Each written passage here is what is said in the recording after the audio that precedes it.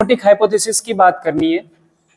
अब chemo osmotic hypothesis क्या explain करता है? ये एक्सप्लेन करता है फॉर्मेशन ऑफ एटीपी।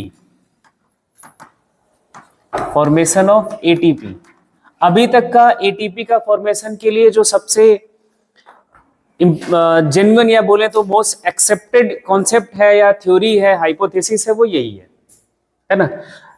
इसको पीटर माइकल ने 1961 में एक्सप्लेन किया कि कैसे क्या मैकेनिज्म है एटीपी के फॉर्मेशन का, जिसे हम बोलते हैं फॉस्फोराइलेशन। एटीपी फॉर्मेशन का टेक्निकल टर्म क्या होगा? फॉस्फोराइलेशन। दो टाइप का, वो हमने सारा कुछ पढ़ लिया है। क्लोरोप्लास्ट में हमें बात करनी है during photosynthesis and in mitochondria during respiration. अभी हमारा काम बस ये है, नेक्स्ट चैप्टर में हम ये पढ़ेंगे रेस्पिरेशन के दौरान कैसे एटीपी बनता है। इस हाइपोथेसिस के अकॉर्डिंग क्या है, ATP synthesis link to development of proton gradient. ATP का सिंथेसिस इससे संबंध रखता है कि पहले प्रोटॉन ग्रेडियंट क्रिएट करो। प्रोटॉन ग्रेडियंट क्या है? मतलब प्रोटॉन का कंसंट्रेशन डिफरेंस क्रिएट करो ल्यूमेन और स्ट्रोमा के बीच, एंड देन आपका एटीपी बनना स्टार्ट हो जाएगा। कैसे वो देखो। पहले ये वाला पिक्चर देखो और इसमें आपने एक एंजाइम का नाम पढ़ा था एटीपेज, जहां अप्रेस्ड और नॉन अप्रेस्ड वाले स्ट्रक्चर में देखो इसमें एटीपेज भी लिखा हुआ है। एटीपी सिंथेटेज या सिंथेज बोलो या फिर इसी का दूसरा नाम एटीपेज भी है जो एटीपी फॉर्म करता है। इसके स्ट्रक्चर में देखो तो यहाँ एक एटीपेज दिखाया गया है, ये दिखाया गया है, ये है ना। तो ये ल्यूमेन ये रहा है ना, और मेम्ब्रेन में ही लगा हुआ है। इसी को आप माइटोकॉन्ड्रिया के स्ट्रक्चर में नाम आपने दे दिया था ऑक्सीसोम, है ना। ऑक्सीसोम की जब हम बात करते हैं तो दो हिस्सों से बनकर मिलकर बना होता है, एक F0 और इसका एक हिस्सा F1 पार्टिकल्स। तो इन दोनों की बात हो चुकी है। सेम जो हम यहाँ एटीपी सिंथेज की बात कर रहे हैं, ये एक्चुअली वही है जो ऑक्सीसोम का दूसरा नाम है। एटीपी सिंथेज बोलो या फिर एटीपेज अपना ऑक्सीसोम बोलो या F1 पार्टिकल भी बोलते हैं। तो ये मेम्ब्रेन में ही एक प्रोटीन है, एक एंजाइम है। एंजाइम क्या होता है? प्रोटीन है। तो मेम्ब्रेन की ही प्रोटीन है जो एटीपी फॉर्म करती है। ठीक है, इसके दो सब यूनिट्स हैं F0 एंड F1। ये इसकी भी बात हो चुकी है, आगे हमें इसकी जरूरत पड़ेगी। तो इनकी लोकेशन आपने देख ली। अब ये करते क्या है वो देखो।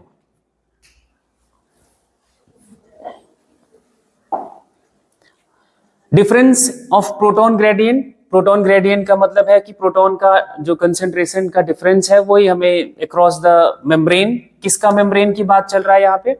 जो थैलेकॉइड की मेम्ब्रेन है, ल्यूमेन और स्ट्रोमा। क्या? ल्यूमेन और स्ट्रोमा। ये अगर आपने एक थैलेकॉइड बना लिया तो ये आपका क्या हो गया? ल्यूमेन। इसके बाहर वाला हिस्सा क्या हो गया? स्ट्रोमा, है ना। जब आपका PS2 चल रहा है तो फोटोलिसिस कर रहा है, यहाँ H+ आयन का कंसेंट्रेशन H+ आयन आ रहा है जो, और आपने जब साइक्लिक फोटोफॉस्फोराइलेशन पढ़ा तो वहां पे देखा कि वो BE6 जो आपका साइटोक्रोम B6 और साइटोक्रोम F, ये दोनों मिलकर हाइड्रोजन को, स्ट्रोमा का हाइड्रोजन यहाँ ल्यूमेन में पंप करते हैं, है ना। तो यहाँ हाइड्रोजन का कंसेंट्रेशन लगातार बढ़ाया जाता है इन दोनों मैकेनिज्म से। पहला मैकेनिज्म क्या है? Splitting of water.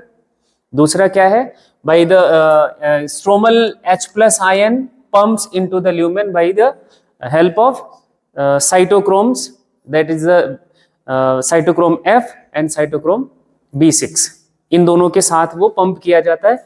एक बार साइक्लिक वाले को फिर से देख लेना। और इस तरह से हमारा क्या हो जाता है, ये कैसे कैसे होता है ये दोनों हम बात कर लिए। एक तो स्प्लिटिंग से, जो थैलेकॉइड के अंदर वाले सरफेस पे हमारा PS2OEC प्रेजेंट होता है, और दूसरा आपका ये पंप करा जाता है। As electron move through the photosystem, proton transported across the membrane. This happens इनका जो प्राइमरी एक्सेप्टर है फियोफाइटिन, एंड देन उसके बाद ये चला जाता है प्लास्टोक्यूनॉन के साथ। ये आपका बीई जो था साइटोक्रोम, यहां देखो इधर ये रहा cytochrome B and cytochrome F, ये भी आपका पंप करता है। ये PS2 हो गया, इसके साथ क्या है, ये OEC है, H2O को ब्रेक कर रहा है, H+ यहां से ऐड होता है, यहाँ ये अपना प्राइमरी एक्सेप्टर जो इलेक्ट्रॉन एक्सेप्टर है उसके पास, एंड इसका प्लास्टोक्यूनॉन ही इनका H+ जो स्ट्रोमा का है उसको हाइड्रेटेड प्लास्टोक्यूनॉन, एंड देन वो H+ को यहाँ छोड़ देता है और फिर से वो प्लास्टोक्यूनॉन फ्री है ना। H+ आयन इस तरह से स्ट्रोमा का ल्यूमेन में पंप किया जा रहा होता है। एंड ये साइटोक्रोम बी अपना BF6 ये भी अपना क्या करता है, स्ट्रोमा का जो H+ आयन है वो भी इसी को पंप करता है। एंड देन ये इलेक्ट्रॉन आपका कहाँ आ जाता है, PS1 के पास। PS1 के थ्रू ये आपका NADP को रिड्यूस कर दिया जाता है, वो उधर हमें नहीं जाना है। हमें अभी जो बात करनी है, H+ का कंसेंट्रेशन दो तरीके से इंक्रीज किया जाता है ल्यूमेन में। एक तो ये ऑक्सीडेशन ऑफ वाटर, दूसरा कि हमारे कुछ इलेक्ट्रॉन कैरियर हैं जिसमें से प्लास्टोक्यूनॉन और साइटोक्रोम BF6, ये दोनों H+, कहाँ का H+, स्ट्रोमा का H+ ल्यूमेन में पंप करते हैं, और इस वजह से ल्यूमेन में हायर कंसेंट्रेशन हो जाता है H+ का। और अब ये इंक्रीज्ड H+ कंसेंट्रेशन या प्रोटॉन ग्रेडियंट हमारा यहां डेवलप हो जाता है। तो प्रोटॉन पॉजिटिव चार्ज पार्टिकल होते हैं, तो हाई इलेक्ट्रोकेमिकल पोटेंशियल ग्रेडियंट इसके ल्यूमेन के अंदर हो जाएगा, बाहर कम हो जाएगा क्योंकि बाहर प्रोटॉन का कंसेंट्रेशन कम है। तब हमारा प्रोटॉन इस एंजाइम के अक्रॉस मूव करता है। ये एंजाइम कौन सा है, ATP सिंथेज, या जिसे हमने दूसरा नाम क्या दिया, ऑक्सीसोम। दो इसके सब यूनिट्स हैं, F1 एंड F0, है ना, दो सब यूनिट से मिलकर बना होता है। एक्चुअली जो ATP का सिंथेसिस करता है वो ये F1 करता है।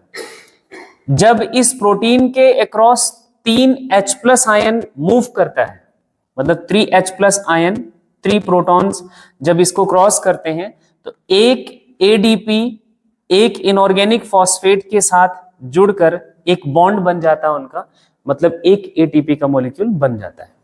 कितने H+ क्रॉस करेंगे, 3 H+ आयन इस ATP सिंथेज को क्रॉस करते हैं, then 1 ATP will be form.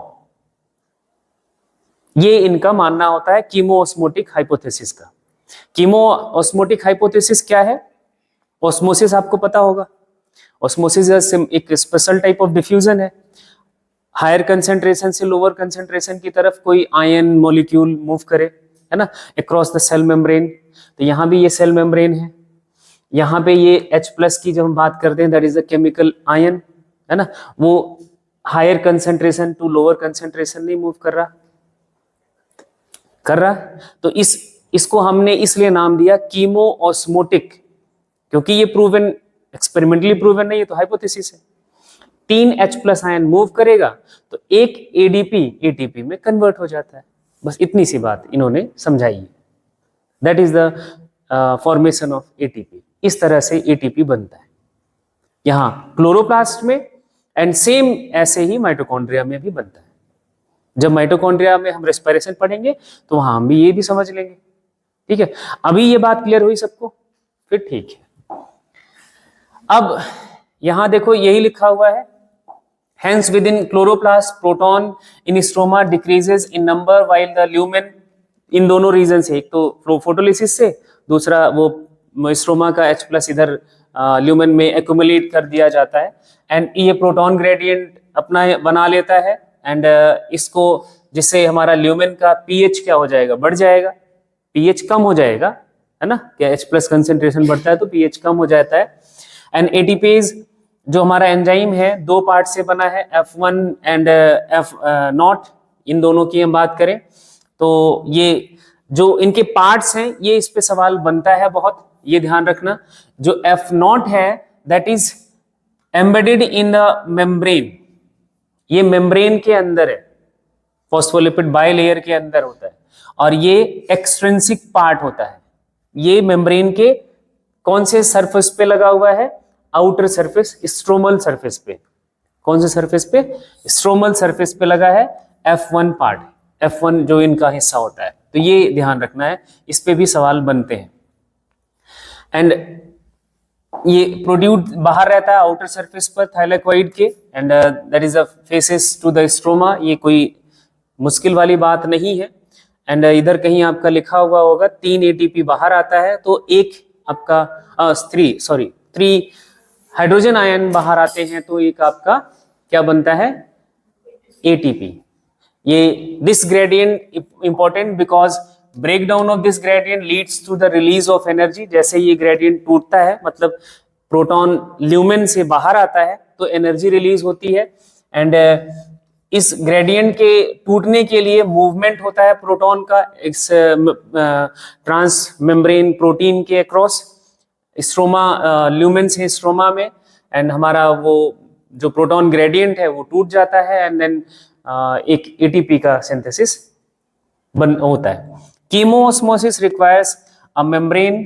एक प्रोटॉन पंप चाहिए होता है, जो हमारा वो ऑक्सीसोम है, पंप मतलब प्रोटीन का काम, एंड प्रोटॉन ग्रेडियंट चाहिए है, ATP